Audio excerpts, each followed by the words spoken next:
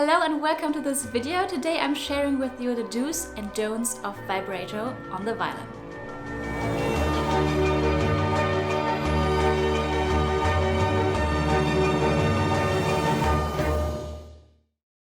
Welcome to my channel. I'm super happy to have you here. I'm Lili Christea, professional violinist, and you can find here lots of violin-related content, tutorials about sound, intonation, vibrato like this one, and a lot more. So check it out after this video.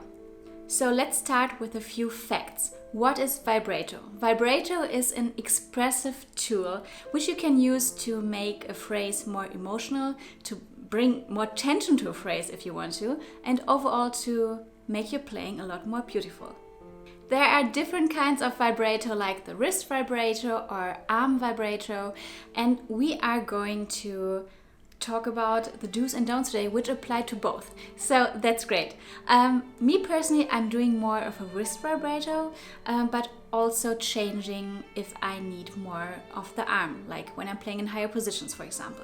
And by the way, I would love to know if you are currently playing with vibrato or if you're just starting out. Let me know in the comments, because I always love to read from you. I will now show you a few examples of my vibrato in different pieces so you get an idea how it sounds, if you like it. So listen to it now, and then we're going to talk immediately about the do's and don'ts of vibrato.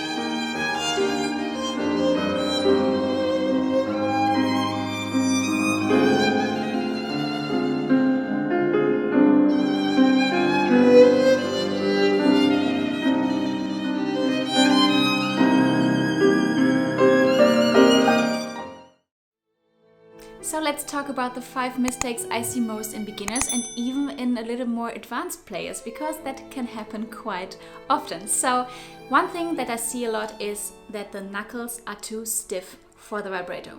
So if you are playing vibrato, your finger has to do this motion, okay? It will flatten and get round again. And if your finger is stiff and you have too much tension in it, your finger can't do it and your vibrato will get very stiff and tight, and we want a beautiful sound. So make sure that your fingers are relaxed, only as much tension and pressure as you need to produce a great sound, not more. Another thing that I saw quite often is that students or other violinists press their finger too much into the neck of the violin. If we do this, the whole hand can't really move in its whole motion range. So make sure that you don't press with this finger knuckle or this one into the violin neck, so your hand is free, and I will show you right now how it looks.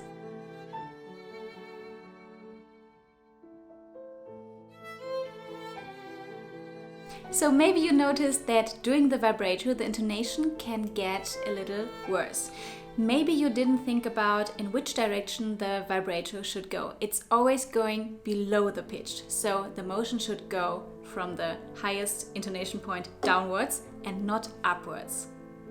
If you want a beautiful and very great and lush vibrato, I would say, make sure that your hand and arm are not too tight. You want it as relaxed as possible, so also your vibrato is relaxed.